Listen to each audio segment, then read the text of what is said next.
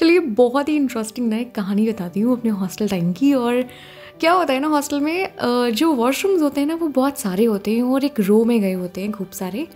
और हमारे हॉस्टल में क्या था कि एक रो तो थी उसके जस्ट सामने एक और रो थी वॉशरूम्स की, और बीच में एक रास्ता गया था जिसमें कि हम जो वॉशरूम है उसे एक्सेस कर पाए। हाँ, ये कह सकते हैं कि 10 और 10 वॉशरूम आमने सामने थे, और वॉशरूम के सबसे एंड में एक बहुत बड़ी खिड़की थी जहाँ जाली लगी थी, और वो जाली बड़ी डरावनी लगती थी। पता नहीं क्यों ऐसा लगता था कोई झांक रहा है उसमें से, जबकि उस जाली के उस पार कुछ पेड़ लगे हुए थे और वहाँ कोई इंसान नहीं मतलब आ सकता था उतनी ऊपर। तो मुझे भी लगा कि यहाँ पे कुछ नहीं है। लेकिन क्या हुआ, एक दिन मेरी एक जूनियर थी, वो रात में वॉशरूम गई और वहाँ से ना वो चिल्लाती हुई आई बहुत तेज़ से। तो ठंडियों का टाइम था और मेरा रूम वॉशरूम के बिल्कुल पास था, तो मैं उसके पास गई। मैंने कहा क्या हो गया, तुम इतना चिल्ला क्यों रही हो? तो वो बोली कि अरे वहाँ कोई था। तो मैंने कहा हाँ होगी, कोई लड़की होगी हॉस्टल की।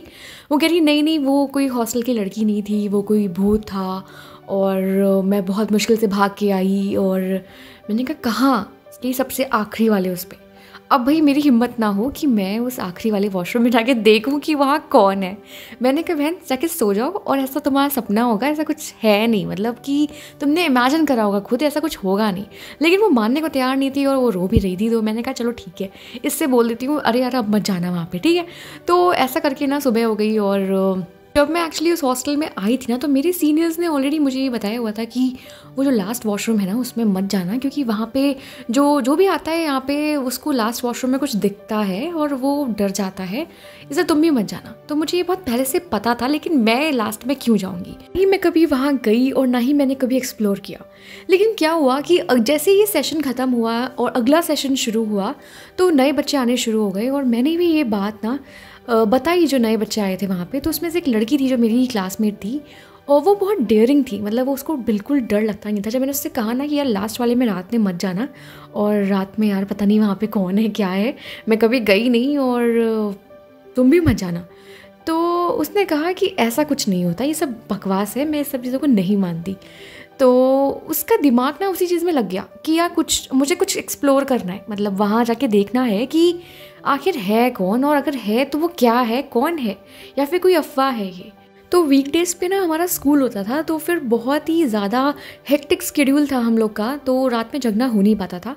तो क्या हुआ, जब हमारे एग्ज़ाम्स ख़त्म हो गए और हम बहुत रिलैक्स मूड में आ गए, तो डिसाइड किया उसने कि चलो यार अब हम फ्री हैं, अब हम देखते हैं कि आखिरी वॉशरूम में आखिर है क्या। 12 बज गए थे और उसने मेरा हाथ पकड़ा, उसने कहा चलो मेरे साथ चलो तुम, और देखते हैं और तुम्हारा भ्रम दूर करते हैं। तो भाई मैंने जो मेरे साथ रहती थी लड़की, उससे बोला कि यार देखो अगर हम लोग 10 मिनट में ना निकल के आए ना, तो एक बार झाँक लेना आके कि क्या हुआ है अंदर। वो नींद में थी, उसको अपने नींद में बोला था क्योंकि वो सब सो रहे थे। और वो बंदी मुझे ले गई और उसने पैर से लात मारी दरवाजे पे, आखिरी वाले वॉशरूम पे। और क्या हुआ ना पता है, वहाँ कोई नहीं था, कोई भी नहीं था। और फिर हम दोनों कुछ ही समय में ये जान गए कि ये चीज़ हमारे कुछ सीनियर्स के द्वारा बनाई गई थी, जिसमें कि वो उस वॉशरूम को मज़े से यूज़ करें और बाकी लोग जो है वो उनका लास्ट वाला वॉशरूम ना यूज़ करें, जिसमें कि वो साफ़ रहे और वो अकेले इसको यूज़ करें। तो ये होती है अफवाह, और हमने भी ये आगे किसी को नहीं बताया क्योंकि हमें भी लगा थोड़ा सा मज़े हम भी ले लेते हैं। और उसके बाद जब हम वहाँ से निकलने को हुए, तो हमने भी सबको बता दिया कि यहाँ पे कोई भूत वूत नहीं है, जो भी भूत को देख रहा है वो अपना खुद का इल्यूजन क्रिएट कर रहा है, और ये जो चीज़ थी वो हमारे सीनियर्स के द्वारा बनाई गई थी और एक चाल थी।